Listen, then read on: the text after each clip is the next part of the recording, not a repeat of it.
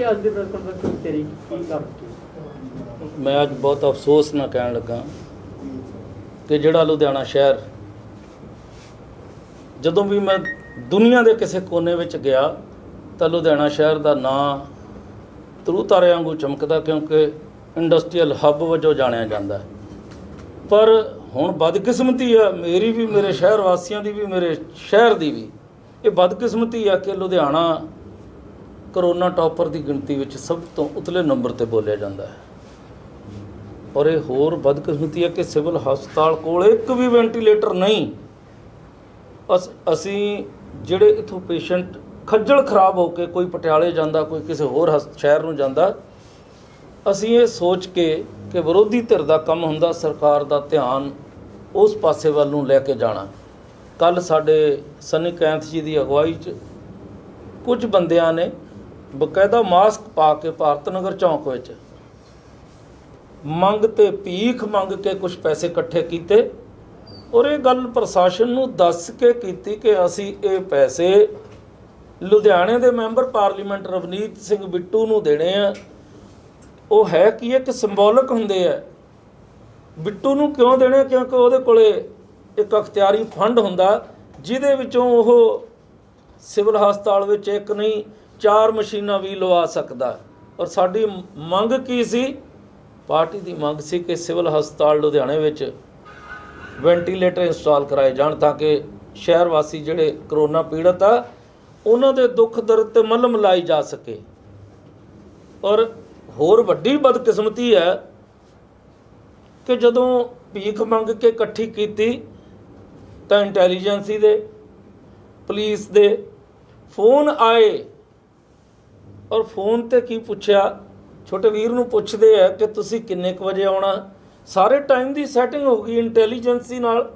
जदों फोन आउंदा दस्सिया कि असीं चलण लगे हैं, और पुलिस का फोन आया दस्सिया असीं चलण लगे हैं, कहंदे आ जाओ असीं तुहाडा मैमोरेंडम दवा दईए।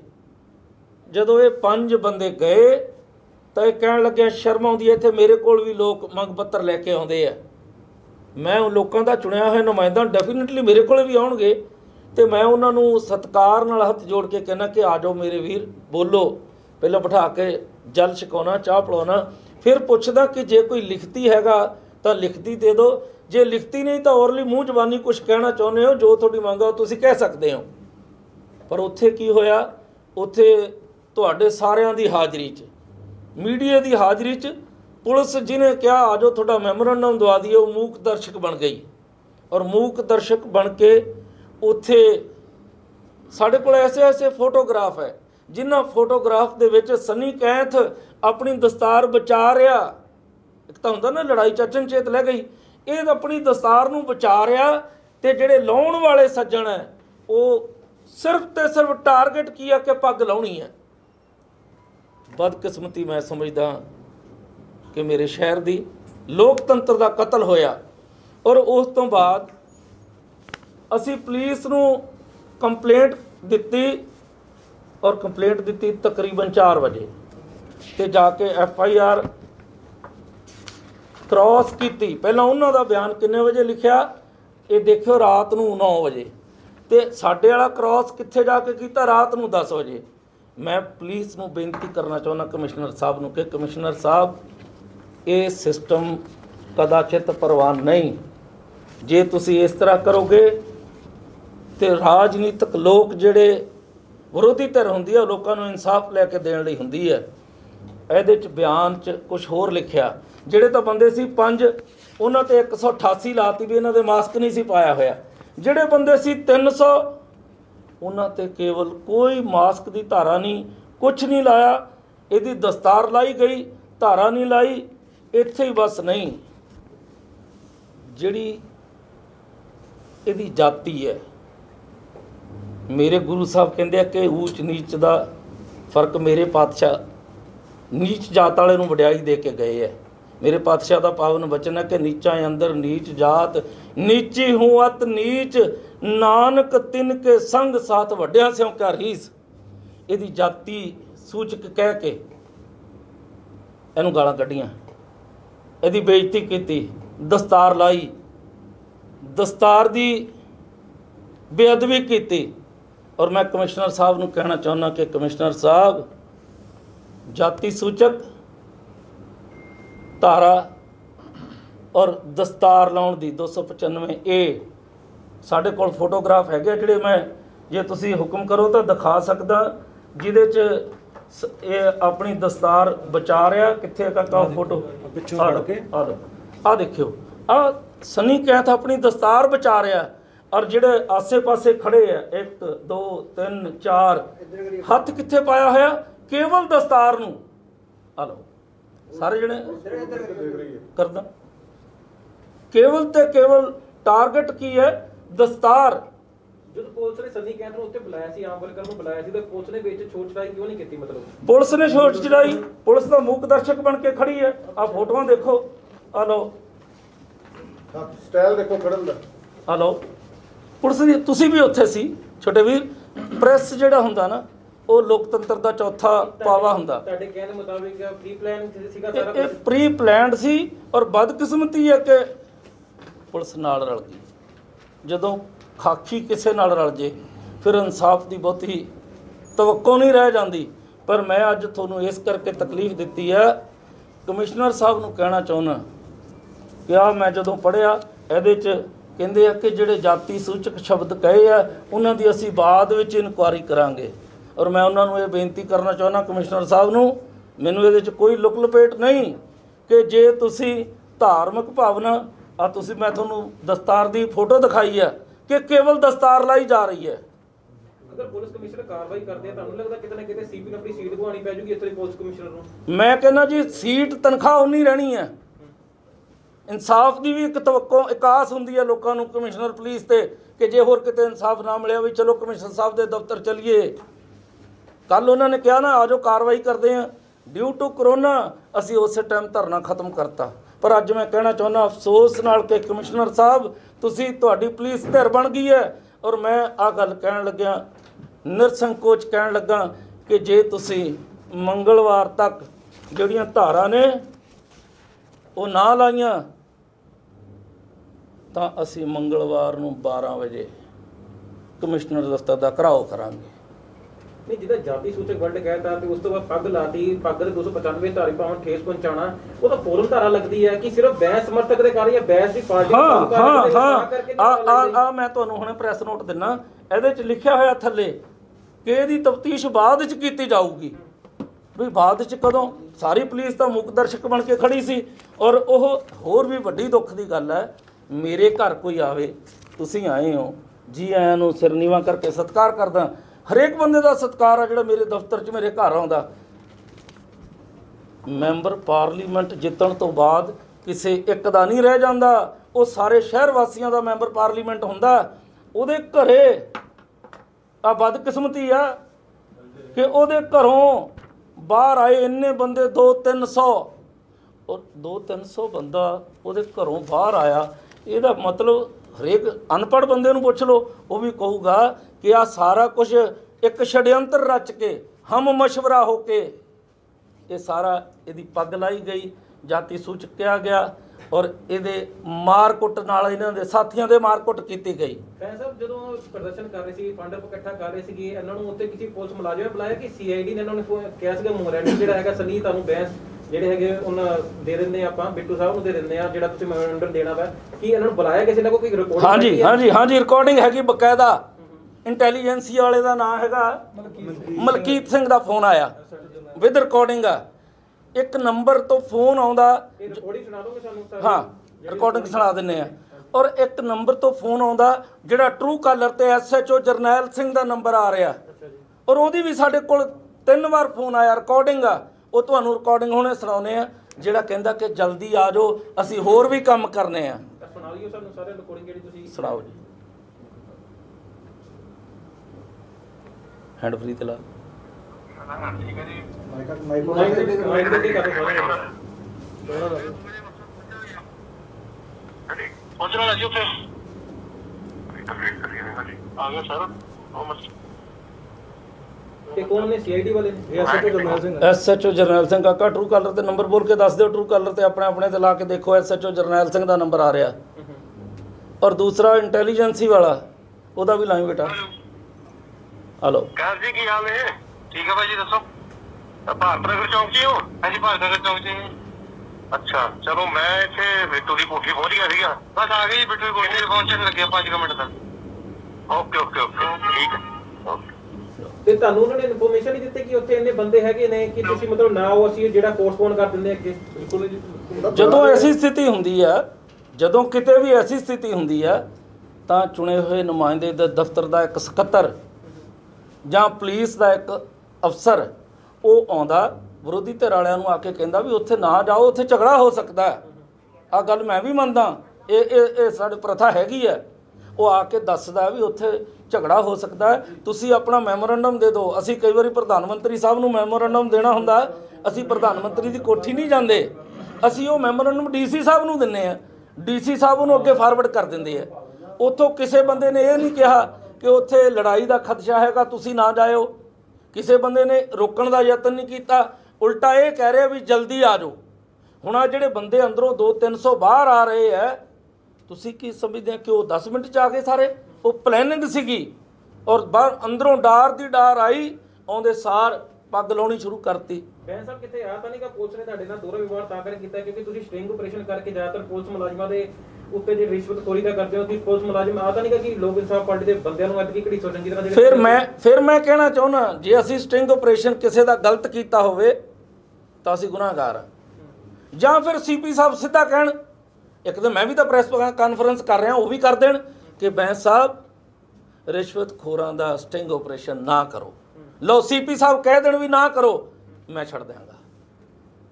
ਸੀਪੀ ਸਾਹਿਬ ਕਹਿਣ ਸਰ ਜਿਹੜੀ ਆ ਕੁੱਟਮਾਰ ਹੋਈ ਆ, ਇਹਦੇ ਵਿੱਚ ਅਗਰ ਇਨਸਾਫ ਨਹੀਂ ਮਿਲਦਾ, ਇਹ ਅੱਜ ਦੇ ਵਿੱਚ ਇਹ ਮਾਮਲੇ ਬੰਦੇ ਨਜ਼ਰ ਨਹੀਂ ਆਉਗੇ? ਹਰ ਕੋਈ ਕਹੂਗਾ ਇਨਸਾਫ ਤਾਂ ਮਿਲਦਾ ਨਹੀਂ, ਮਾਮਲੇ ਵਧਣਗੇ ਇੱਦਾਂ ਦੇ। ਇਹ ਅਸਲ 'ਚ ਪੁਲਿਸ ਜਦੋਂ ਕਿਸੇ ਸਟੇਟ ਦੀ, ਕਿਸੇ ਦੇਸ਼ ਦੀ ਪੁਲਿਸ ਮੂਕ ਦਰਸ਼ਕ ਬਣ ਜਾਏ ਫਿਰ ਖਾਨਾ ਜੰਗੀ ਹੁੰਦੀ ਹੈ, ਫਿਰ ਲੜਾਈ ਝਗੜੇ ਵੱਧਦੇ ਹੈ।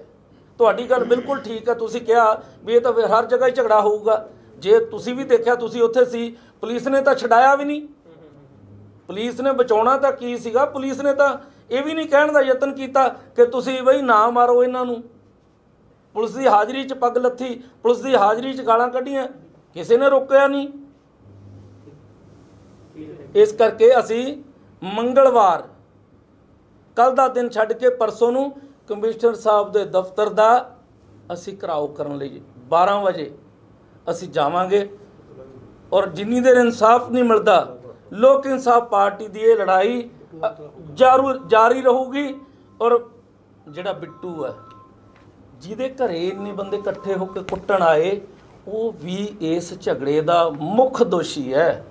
ਉਹਦਾ ਨਾਂ ਵੀ ਇਸ ਮੁਕੱਦਮੇ 'ਚ ਪਾਇਆ ਜਾਏ। ਜਦੋਂ ਪਰਚਾ ਇੱਥੇ ਦਰਜ ਨਹੀਂ ਤਾਂ ਹਾਈ ਕੋਰਟ ਦਾ ਰੁਖ ਕਰੋਗੇ?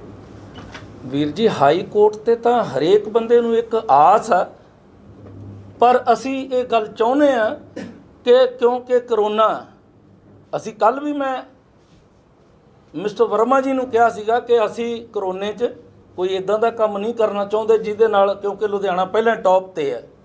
ਉਹ ਮੈਨੂੰ ਕਹਿੰਦੇ ਬੈਂਸ ਸਾਹਿਬ ਆਓ ਅਸੀਂ ਕਾਰਵਾਈ ਕਰਾਂਗੇ। ਤੇ ਹੁਣ ਮੈਂ ਸਵੇਰ ਦਾ ਪੁੱਛਦਾ ਕਿ ਵਰਮਾ ਜੀ ਕਾਰਵਾਈ ਕੀ ਕੀਤੀ? ਉਹ ਮੈਨੂੰ ਇੱਕੋ ਹੀ ਗੱਲ ਕਹਿੰਦੇ, ਬੈਂਸ ਸਾਹਿਬ ਕਰ ਰਹੇ ਆ। ਬਈ ਕਦੋਂ ਕਰ ਰਹੇ ਆ? ਇਹ ਸਾਰੀਆਂ ਗੱਲਾਂ ਜਿਹੜੀਆਂ ਨੇ, ਇਹ ਇਨਸਾਫ ਪਸੰਦ ਜਿਹੜੇ ਬੰਦੇ ਹੁੰਦੇ ਆ ਉਹ ਕਦੇ ਸਹਿਣ ਨਹੀਂ ਕਰਦੇ, ਆ ਕਦੇ ਵੀ ਟੋਲਰੇਟ ਨਹੀਂ ਕੀਤਾ ਜਾਊਗਾ।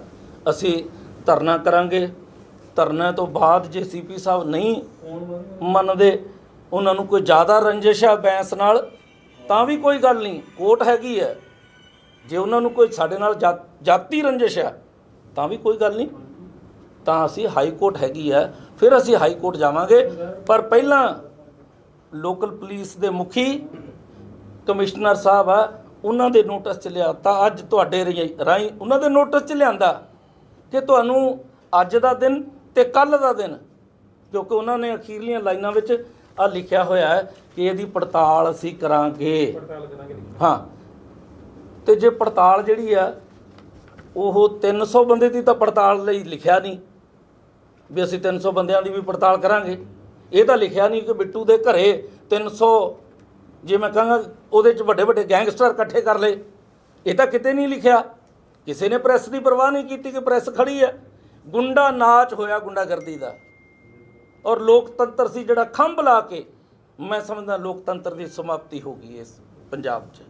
ਸਰ 150-200 ਬੰਦਾ ਜਿਵੇਂ ਤੁਸੀਂ ਕਹਿ ਰਹੇ ਹੋ ਕਿ ਸੋਚੀ ਸਮਝੀ ਸਾਜ਼ਿਸ਼ ਦੇ ਤਹਿਤ ਜੀ, ਕੰਮ ਹੋਇਆ, ਕੱਲ ਜੀ। ਨੂੰ ਫਿਰ ਤੁਹਾਡੇ ਨੁਮਾਇੰਦੇ ਸੜਕਾਂ ਦੇ ਉੱਤੇ ਉਤਰਨਗੇ, ਆਪਣਾ ਪ੍ਰਦਰਸ਼ਨ ਕਰਨਗੇ ਜਾਂ ਕਿਸੇ ਵੀ ਤਰ੍ਹਾਂ ਦੀ ਐਕਟੀਵਿਟੀ ਤੁਹਾਡੇ ਨੁਮਾਇੰਦੇ ਕਰਦੇ ਆ ਜੀ। ਤੇ ਦੁਬਾਰਾ ਹਮਲਾ ਨਹੀਂ ਹੋ ਸਕਦਾ ਕਿ ਤੁਸੀਂ ਦੇਖਦੇ ਹੋ? ਮੈਂ ਤੁਹਾਨੂੰ ਇੱਕ ਬੇਨਤੀ ਕਰਾਂ, ਮੈਂ ਪਹਿਲਾਂ ਆਖਿਆ ਕਿ ਜਿਹੜੀ ਪ੍ਰੈਸ ਹੁੰਦੀ ਹੈ ਉਹ ਲੋਕਤੰਤਰ ਦਾ ਚੌਥਾ ਪਾਵਾ ਹੁੰਦੀ ਹੈ, ਤੇ ਪ੍ਰੈਸ ਜਿਹੜੀ ਆ ਉਹੀ ਗਊ ਤੇ ਗਰੀਬ ਦੀ ਰਾਖੀ ਕਰਦੀ ਹੈ, ਉਹੀ ਗਰੀਬ ਨੂੰ ਇਨਸਾਫ ਲੈ ਕੇ ਦਿੰਦੀ ਹੈ। ਜੇ ਸਾਡੇ ਤੇ ਹਮਲਾ ਹੋਇਆ, ਸਾਨੂੰ ਤੁਹਾਡੇ ਤੇ ਮਾਣ ਆ। ਇਹ ਪ੍ਰੈਸ ਜਿਹੜੀ ਆ ਉਹ ਕਦਾਚਿਤ, ਮੈਂ ਤੁਹਾਡਾ ਧੰਨਵਾਦ ਕਰਦਾ, ਕੱਲ ਤੁਸੀਂ ਕਵਰੇਜ ਕੀਤੀ, ਔਰ ਮੈਂ ਕਹਿੰਦਾ ਕਿ ਜਿਹੜੀ ਤੁਸੀਂ ਕਵਰੇਜ ਕੀਤੀ ਉਹਨੂੰ ਵੀ ਪੁਲਿਸ ਨੇ ਅੱਖੋਂ ਪਰੋਖੇ ਕਰਤਾ। ਬੈਂਸ ਸਾਹਿਬ, ਜਿੱਦਾਂ ਸੰਨੀ ਕਹਿਣ ਤੋਂ 2 ਘੰਟੇ ਬੈਠਾ ਰਿਹਾ ਸਿਪੀ ਦਫ਼ਤਰ, ਉਦੋਂ ਤੁਸੀਂ ਕੋਈ ਜਲਦੀ ਪਹੁੰਚੇ ਨਹੀਂ ਸੀਗੇ? ਸੰਨੀ ਕਹਿਣ ਤੋਂ 2 ਘੰਟੇ ਉੱਤੇ ਬੈਠਣ ਨੂੰ ਤੁਹਾਡੀ ਵੇਟ ਕਿਉਂ ਕਰਨੀ ਪੈ ਗਈ ਜਦੋਂ ਇੰਨਾ ਵੱਡਾ ਮਾਮਲਾ ਸੀਗਾ? ਮੈਂ ਤੁਹਾਨੂੰ ਇੱਕ ਬੇਨਤੀ ਕਰਾਂ, ਜਦੋਂ ਮੈਨੂੰ ਸਨੀ ਕੈਂਥ ਹੋਣਾ ਦਾ ਫੋਨ ਆਇਆ, ਜਿੰਨਾ ਟਾਈਮ ਮੇਰੇ ਘਰੋਂ, ਮੈਂ ਕਿਸੇ ਫੰਕਸ਼ਨ ਤੋਂ ਆਇਆ ਸੀ, ਜਿੰਨਾ ਟਾਈਮ ਮੇਰੇ ਘਰੋਂ ਕਚਹਿਰੀ ਜਾਣ ਨੂੰ ਲੱਗਦਾ ਹੈ, ਮੈਂ ਉਨੇ ਸਮੇਂ 'ਚ ਕਚਹਿਰੀ ਪਹੁੰਚ ਗਿਆ ਸੀ। ਤੁਸੀਂ ਆਹ ਕਿਉਂ ਨਹੀਂ ਕੀਤਾ ਕਿ ਮੈਂ ਸਮਰਥਕ ਬਾਕੀ ਭੇਜਦਾ ਸੰਨੀ ਕਹਿਣ ਉੱਤੇ ਹੋਣਾ ਉਹਦੇ ਮੇਰੇ ਵੀਰ ਸਮਰਥਕ ਫੋਨ ਲਾਏ ਸੀਗੇ, ਪਰ ਜੇ ਪੁਲਿਸ ਨੇ, ਮੈਂ ਤੁਹਾਨੂੰ ਪਹਿਲਾਂ ਕਿਹਾ ਕਿ ਅਸੀਂ ਕਰੋਨਾ ਦੇ ਪੱਖੋਂ ਬਹੁਤ ਅਵੇਅਰ ਹੈ ਕਿ ਲੁਧਿਆਣੇ ਦਾ ਨਾਂ ਟੌਪ ਤੇ ਹੈ, ਇਸ ਕਰਕੇ ਸਮਰਥਕਾਂ ਨੂੰ ਫੋਨ ਕੀਤੇ, ਪਰ ਜਦੋਂ ਪੁਲਿਸ ਪਹਿਲਾਂ ਮੰਨ ਗਈ ਫਿਰ ਤਾਂ ਨਹੀਂ ਸੀ ਕਰਨਾ ਚਾਹੀਦਾ। ਜੇ ਕਮਿਸ਼ਨਰ ਸਾਹਿਬ ਅੱਜ ਕਹਿ ਦੇਣ ਕਿ ਅਸੀਂ ਧਾਰਾ ਲਾ ਦਾਂਗੇ ਤਾਂ ਫਿਰ ਧਰਨਾ ਅਸੀਂ ਲਾਈਏ, ਤੁਸੀਂ ਪੁੱਛਣ ਲੱਗ ਜਾਣਾ ਕਿ ਬੈਂਸ ਸਾਹਿਬ ਹੁਣ ਤੁਸੀਂ ਧਰਨਾ ਕਿਉਂ ਲਾਇਆ। ਇਸ ਕਰਕੇ ਇਹ ਸਾਡੀ ਮੰਗ ਆ। ਅਸੀਂ ਪਹਿਲਾਂ ਉੱਥੇ ਵੀ ਦੱਸਿਆ ਸੀ ਕਿ ਇਹ ਪੈਸੇ ਇਕੱਠੇ ਕਰਕੇ ਬਿੱਟੂ ਨੂੰ ਦੇਣ ਜਾਣਾ, ਉਹ ਇੱਕ ਇਸ਼ਾਰਾ ਹੁੰਦਾ ਹੈ। ਜੇ ਉਹ ਸਿਆਣਾ ਹੁੰਦਾ ਉਹ ਕਹਿੰਦਾ ਵੀ 10 ਬੰਦੇ, ਅਸਲ 'ਚ ਚੁਣਿਆ ਹੋਇਆ ਨੁਮਾਇੰਦਾ ਇੱਕ ਰੰਗਲੀ ਫੁਲਵਾੜੀ ਹੁੰਦੀ ਹੈ, ਉਹਦੇ ਕੋਲ ਵਿਰੋਧੀਆਂ ਨੇ ਵੀ ਆਉਣਾ, ਉਹਦੇ ਕੋਲ ਉਹਦੀ ਪਾਰਟੀ ਵਾਲਿਆਂ ਨੇ ਵੀ ਆਉਣਾ, ਉਹਦੇ ਕੋਲ ਸਾਰਿਆਂ ਨੇ ਆਉਣਾ। ਤੁਸੀਂ ਦੂਸਰੇ ਤਰੀਕੇ ਨਾਲ ਤਾਂ ਕਹਿ ਸਕਦੇ ਸੀ ਕਿ ਵੈਂਟੀਲੇਟਰ ਚੰਦਾ ਇਕੱਠਾ ਕਰ ਰਹੇ ਹੋ, ਤੁਹਾਨੂੰ ਤੁਹਾਡੇ ਦੂਸਰੇ ਤਰੀਕੇ ਨਾਲ ਵੀ ਇੱਕ ਆਪਣੇ ਵੱਲੋਂ ਲੋਕ ਇਨਸਾਫ ਪਾਰਟੀ, ਤੁਸੀਂ ਤਾਂ ਮੈਂਬਰ ਹੀ ਹੋ, ਤੁਸੀਂ ਐਮਐਲਏ ਹੀ ਹੈਗੇ ਹੋ, ਤੁਸੀਂ ਵੀ ਤਾਂ ਆਪਣੇ ਵੱਲੋਂ ਇੱਕ ਵੈਂਟੀਲੇਟਰ ਦੇ ਸਕਦੇ, ਸ਼ੁਰੂਆਤ ਕਰ ਸਕਦੇ, ਚੰਦਾ ਇਕੱਠਾ ਕਰੇ ਜੁੱਟ ਕੀ ਪੈ ਗਈ ਸੀ? ਮੇਰੀ ਬੇਨਤੀ ਸੁਣਿਓ, ਤੁਸੀਂ ਬਹੁਤ ਆਲਾ ਸਵਾਲ ਕੀਤਾ।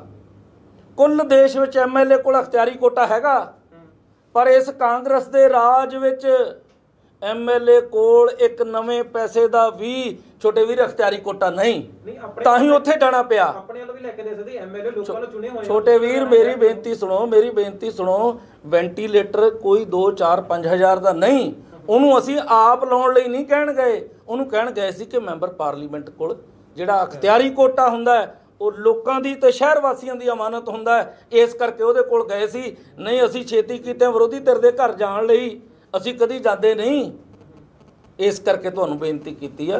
ਨਹੀਂ, ਤੁਸੀਂ ਸਿਵਲ ਹਸਪਤਾਲ ਦੇ ਵੈਂਟੀਲੇਟਰ ਦੇ ਵਿੱਚ ਬਿੱਟੂ ਕੋ ਜਾ ਰਹੇ ਹੋ, ਸਿਵਲ ਹਸਪਤਾਲ ਦੇ ਵਿੱਚ ਤੁਹਾਨੂੰ ਮੈਂ ਦੱਸਦਾ ਕਿ 4 ਵੈਂਟੀਲੇਟਰ ਜਿਹੜੇ ਹੈਗੇ ਨੇ ਆਲਰੇਡੀ ਹੈਗੇ ਨੇ ਸਿਵਲ ਹਸਪਤਾਲ ਦੇ ਵਿੱਚ।